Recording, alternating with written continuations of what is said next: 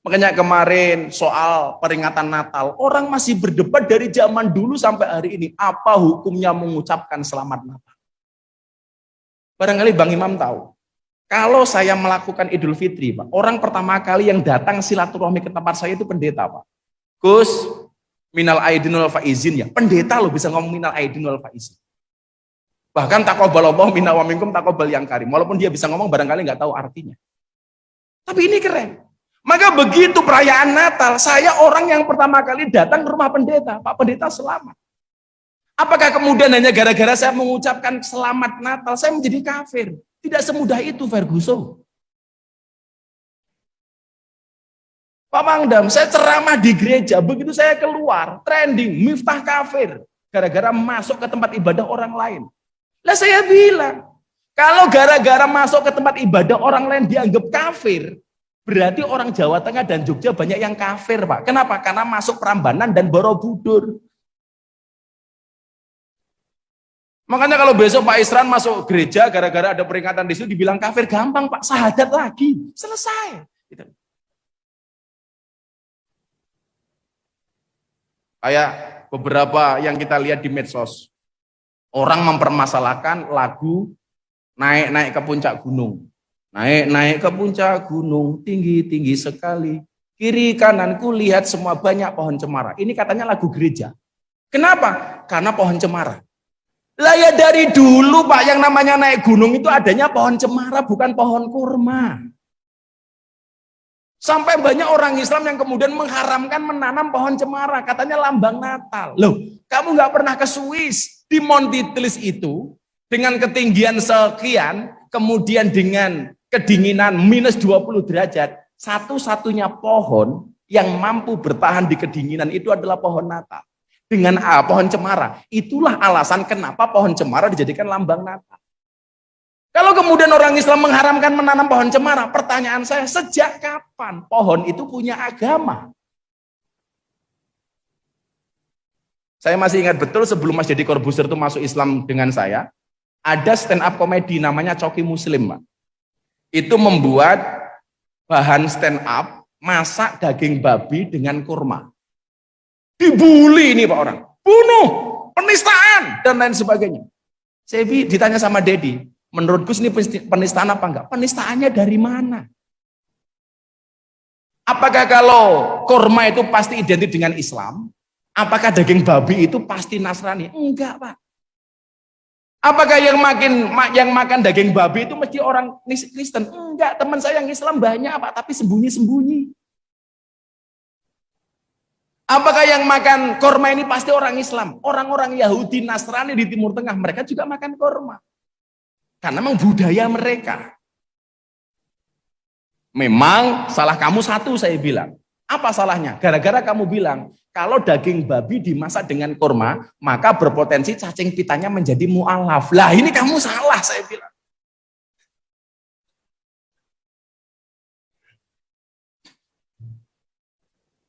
Maka budaya-budaya ini harus kita pertahankan. Dan saya meyakini dengan kondisi bangsa seperti ini, yang mampu membuat bangsa ini rukun adalah satu-satunya ideologi adalah Pancasila. Makanya saya sepakat dengan visi misi Kapolri tentang presisi Kapolri yang membuat bahasa deradikalisasi menjadi bahasa yang sangat santun.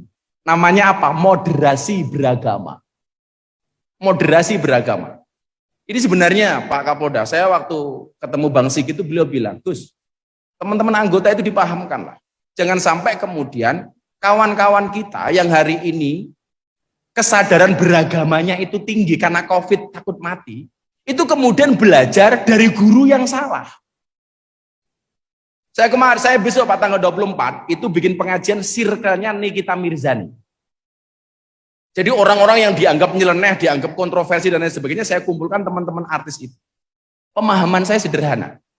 Orang yang salah pergaulan itu lebih gampang dinasihati daripada yang salah milih pengajian, Pak. Saya ulangi, orang yang salah pergaulan itu lebih gampang dinasihati daripada yang salah milih pengajian. Maka Bapak Ibu di Kalimantan Timur mohon maaf, ikutlah pendapat ahli, jangan ikut-ikutan orang yang ahli berpendapat. Karena Al-Quran mengatakan fas'alu ahla dzikri in kuntum la ta'lamun.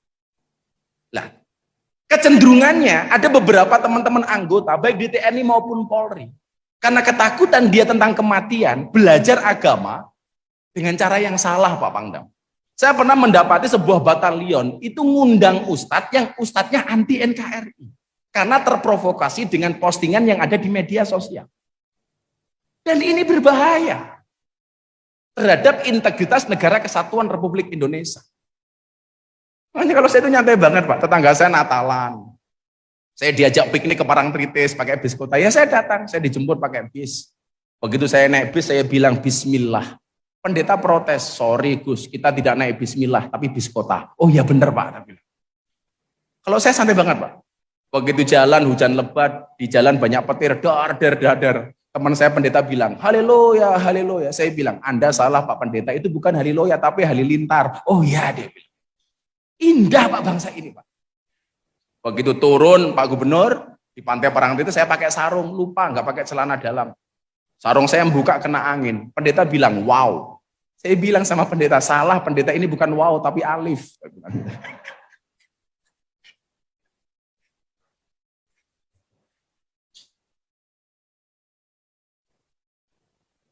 Yang tidak tamat Iqra pasti nggak paham.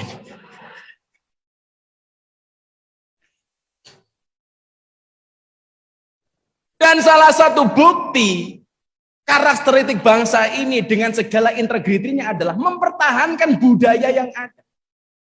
Maka Kalimantan dengan budaya Dayaknya dan lain sebagainya perlu identitas itu dipertahankan. Saya tadi sebenarnya berharap Pak Gubernur, saya pengen kajian ini menggunakan apa namanya ini? Iket Alan Dayak, tapi belum ada yang ngasih Pak Gubernur. Panitianya kurang pengertian ini Bapak. Karena saya menjunjung tinggi kearifan lokal, the local wisdom. Jangan sampai kemudian budaya-budaya luar yang hari ini kita pakai. Satu ketika saya kemarin kepada Menteri Pendidikan, saya bilang, di saat bangsa ini meluntur dan menipis nasionalismenya, justru pelajaran-pelajaran di sekolah menafikan dan meminimalisir pendidikan-pendidikan tentang wawasan kebangsaan. Coba kalau kita lihat, zaman saya dulu sekolah, mungkin Pak Gubernur, Pak Pangdam, Pak Kapolda ya, kita diajarkan untuk mencintai bangsa ini dengan pelajaran-pelajaran yang memang mendukung untuk itu. Kita dikasih pelajaran PSPB, pendidikan sejarah perjuangan bangsa, supaya siswa didik mengenal sejarahnya. Jas merah jangan sekali-kali merupakan sejarah. Coba, kita diperintahkan untuk menyanyikan lagu-lagu wajib nasional, wajib hafal. Sekarang mana ada Pak? PSBB dihapus. Anak-anak lagi sudah tidak mengenal lagu wajib-wajib nasional. Dulu kita diperintahkan untuk menghafal nama-nama pahlawan. Sehingga ruang kelas, rumah kita dipasang gambar-gambar pahlawan. Sekarang mana ada Pak? Dulu kita dikenalkan dengan Cut Nyadin, Cut Mutia. Sekarang nggak tahu Pak. Taunya Cut Mini, Cut Keke, Cut Tari Pak.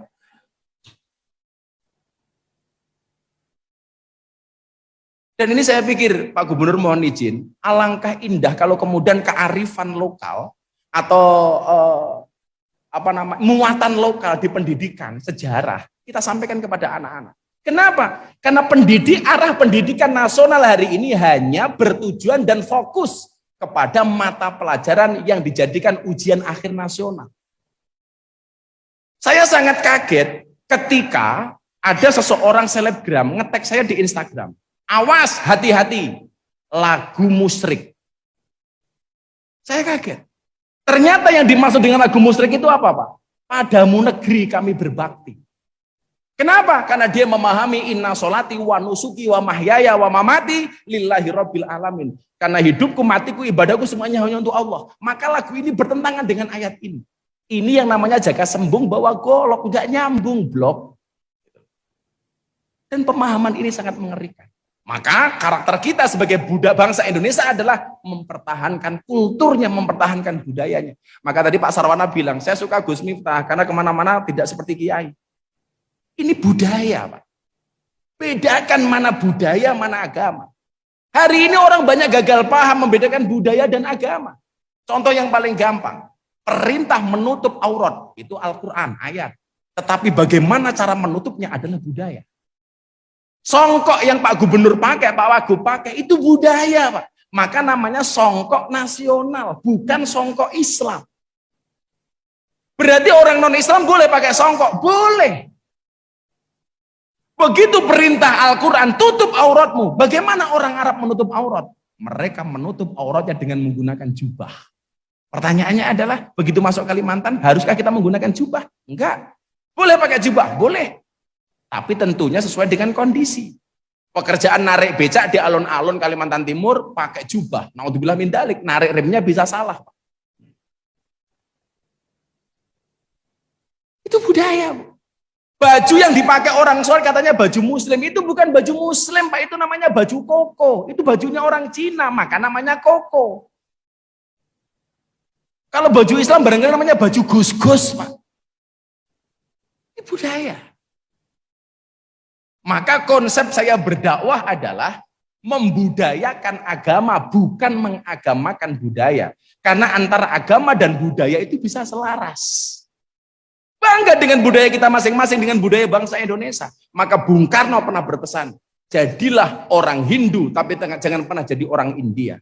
Jadilah orang Katolik, tapi jangan pernah menjadi orang Italia. Dan jadilah orang Islam, tapi jangan pernah menjadi orang Saudi Arabia. Tetaplah menjadi orang Indonesia. Makanya saya nyaman, Pak Isran. Saya ditanya orang, yang dipakai Gus Miftah itu apa sih, sarung apa bukan? Ini namanya tokrong, Pak, katok sarung.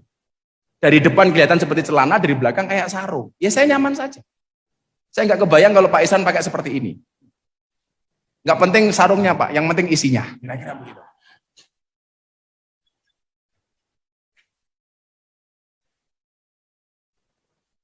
Maka saya berharap dari Kalimantan Timur ini tidak hanya menjadi daerah yang tadi beliau bilang, yang happy warganya, harapan hidupnya lebih tinggi, tetapi di HUT yang ke-65 ini, Kalimantan Timur bisa menjadi daerah yang kembali menyemangatkan gelora kebangsaan. Menjadi daerah yang warganya semuanya memiliki nasionalisme yang luar biasa. Maka Bapak yang saya muliakan, sekali lagi saya sampaikan, Rasulullah Muhammad SAW berpesan, la tadkhulunal jannata hatta tu'minu. Ini hadis ini selalu saya ulangi karena begitu indah. Sekali-kali kamu tidak akan masuk surga sehingga kamu beriman, dan kamu tidak bisa dikatakan beriman sehingga memiliki rasa cinta dan kasih sayang. Segala perbedaan adalah lumrah karena nggak mungkin kita dilahirkan dalam bentuk yang sama. Saya milih profesi sebagai dai, Bang Imam sebagai polisi, Bang Teguh sebagai tentara, Pak Isran sebagai politisi. Ini semuanya adalah pilihan. Maka kemudian dalam Al-Quran ada bahasa fastabiqul khairat, berlomba-lomba dalam kebaikan. Berlomba-lomba dalam kebaikan itu maknanya apa? Bukan satu posisi diperebutkan oleh banyak orang, tetapi menjadi yang terbaik di posisi masing-masing. Menjadi polisi, polisi yang baik. Menjadi tentara, tentara terbaik. Menjadi politisi seperti Mbak Adi, seperti Pak Isran, menjadi politisi terbaik. Maka kemudian Al-Quran, Rasulullah Muhammad SAW mengatakan, alaikum bimujalasatil ulama wastima'i kalamil hukama. Antara ulama, hukama, dan umaro harus bersatu, bersinergi membangun bangsa ini. Saya sering mengatakan, Pak, sehebat-hebatnya Superman itu kalah dengan super team. Superman itu goblok, Pak. Kenapa? Badannya besar kok bajunya es. Goblok itu. Dan lebih goblok lagi di mana? Jelas pakai celana dalam di luar. Dan izin Pak Pangdam, siapa yang paling goblok? Yang nonton tahu orang goblok, kenapa ditonton? Makanya sebenarnya kayak Pak Isran ini selalu menyampaikan segala sesuatu dengan canda, itu menyembunyikan kecerdasannya.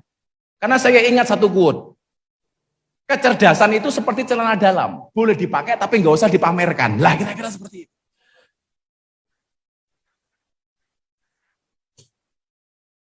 Maka untuk membangun Kaltim ini setelah tadi rukun, maka langkah selanjutnya adalah sinergi antara semua kelompok dan golongan, antar sesama Forkompinda. Maka tadi ada bahasa Kubaro, ada bahasa Umaro, ada bahasa ulama. Ini sinergitas antara ulama dan para pemimpin. Maka kalau di Jakarta itu hari ini yang diributkan terus apa Bang Imam? Kriminalisasi ulama. Saya bilang nggak ada istilah kriminalisasi ulama. Kalau tak kemudian ada ulama yang ditangkap sama polisi, itu bukan kriminalisasi, tapi proses hukum terhadap ulama yang kriminal. Bisa Habib, bisa Kiai, bisa Gus, bisa Ustadz. Selama dia ada unsur yang terpenuhi ditangkap, itu bukan kriminalisasi, Pak. Kan selalu saja ulama dan polisi dibenturkan. Oh, ini ada kriminalisasi. Bagi saya tidak. Yang namanya kriminalisasi itu izin Pak Gubernur, kalau ngundang kiai pulang tidak diamplopi. Lah itu kriminalisasi. Itu bisa dilaporkan ke Polda, dugaan pelanggaran KUHP pasal 378, penipuan.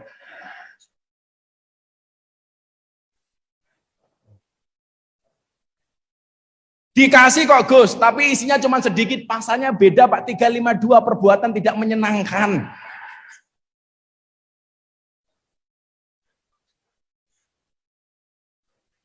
Kok Kapolda sama Pangdam tidak nambahi, kenapa pasal turut serta, hati-hati Pak.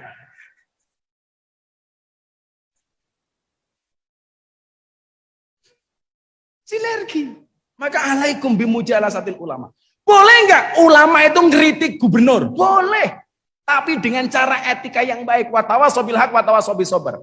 Bapak Ibu, salah satu gubernur yang sering dikritik itu namanya Khalifah Harun Ar-Rasyid. Harun Ar-Rasyid. Harun Ar-Rasyid itu menjadi pemimpin yang top gara-gara dia punya kiai yang lucu. Makanya pemimpin-pemimpin dulu itu Pak, rata-rata raja atau presiden, supaya dia tidak stres dengan aktivitasnya itu mencari orang lucu. Makanya konon, kebetulan orang ini teman saya. Pak Jokowi itu senang dengan Menteri Investasi Pak Bahlil. Karena Pak Bahlil itu orangnya lucu, Pak. Bahkan ketika saya ceramah nasihat pernikahan di nikahnya Atta Halilintar, yang Pak Presiden hadir, saya ditelepon sama Mas Praktik, Menseknek, Gus terima kasih ya. Kenapa? Pak Menteri, sudah 3 bulan Presiden itu nggak pernah ketawa gara-gara COVID. Hari ini saya melihat Presiden tertawa terbahak-bahak mendengarkan ceramah Gus Miftah. Terima kasih ya Gus. Maka happy ini menjadi penting. Lah, Khalifah Harun Ar-Rasyid ini itu sering dikritik, Pak. Ada seorang ulama yang keras yang datang kepada Harun Ar-Rasyid. Ini nasihun lak, wahai Khalifah, saya akan menasihati Anda. Famusaddidun alaika. Tapi nasihat ini akan sangat keras untuk Anda. Wala tajidanna fi nafsika alayya sayyan, tolong Anda jangan marah dengan saya. Apa jawaban Khalifah Harun Ar-Rasyid? Innallaha ta'ala qad arsala man huwa khairum minka ila man huwa syarrum minni. Sesungguhnya Allah pernah mengutus orang yang lebih baik dibandingkan Anda kepada orang yang lebih jelek dibandingkan saya. Yang dimaksud siapa? Orang yang lebih baik dibandingkan Anda maksudnya adalah Nabi Harun dan Nabi Musa. Diutus untuk siapa? Kepada orang yang lebih jelek dibandingkan saya. Siapa? Maksudnya Fir'aun. Tapi apa perintah Allah kepada Harun dan Musa? Hei Harun Musa, fakulalahu qaulal layyina. Kamu kalau berbicara dengan Fir'aun, menasihati Fir'aun, berbicaralah dengan bahasa yang lemah dan lembut. Jadi kalau kemudian ada masukan kepada gubernur, bahkan presiden, boleh. Tapi fakulalahu qaulal layyina, dengan bahasa yang lemah dan lembut. Coba hari ini, begitu orang tidak suka dengan presiden, bahasanya, bunuh Jokowi. Ini bahasa model apa? Ketika ditangkap sama polisi katanya kriminalisasi. Ini jelas perbuatan kriminal. Dan ini terjadi, Pak. Kalau kemudian kita sebagai orang Kaltim tidak bangga dengan gubernurnya, sebagai orang Indonesia tidak bangga dengan presidennya, bagaimana dengan orang luar, Pak? Maka mencintai pemimpin itu hukumnya wajib. Oh, kemudian ada undang-undang. Atiullah wa atiur rasul wa ulil amri minkum. Taatlah kamu kepada Allah, taatlah kamu kepada Rasul dan kepada para pemimpin. Apa yang membedakan di antara ayat ini? Begitu taat kepada Allah, langsung dengan menggunakan perintah fi'il amr, taatlah. Kepada Nabi, taatlah. Tetapi begitu kepada pemimpin, tidak menggunakan bahasa taat, tapi menggunakan kalimat dan. Kenapa? Karena ada pengecualian. Artinya apa? Kalau pemimpin benar, kita taati. Kalau toh kemudian salah, kita kritisi dengan cara yang baik dan benar. Watawasobil haq, watawasobil sobar. Nah, setelah kita rukun, kemudian kita bersinergi, yakinlah dengan sumber daya alam yang dimiliki oleh Kalimantan Timur. Saya yakin Kalimantan Timur akan menjadi daerah yang berdaulat dan insya Allah akan mensejahterakan rakyatnya. Amin Allahumma amin. Barangkali seperti itu Pak Gubernur, karena saya tadi kasih waktu sama panitia 30 menit, ini sudah lebih. Karena saya mau panjang mau pendek sama Pak, sama-sama jatahnya tidak jelas maksudnya gitu. Maka kalau kita naik mobil, kenapa kaca mobil bagian depan itu pasti jauh lebih besar daripada kaca spion? Jawabannya adalah karena masa depan bangsa Indonesia pasti jauh lebih baik daripada masa lalunya. Melupakan Allah itu dosa, melupakan orang tua itu durhaka, melupakan Kalimantan Timur mana bisa. Terima kasih. Assalamualaikum warahmatullahi wabarakatuh. Terima kasih kepada Gus Miftah. Hadirin boleh berikan tepuk tangan yang meriah sekali lagi.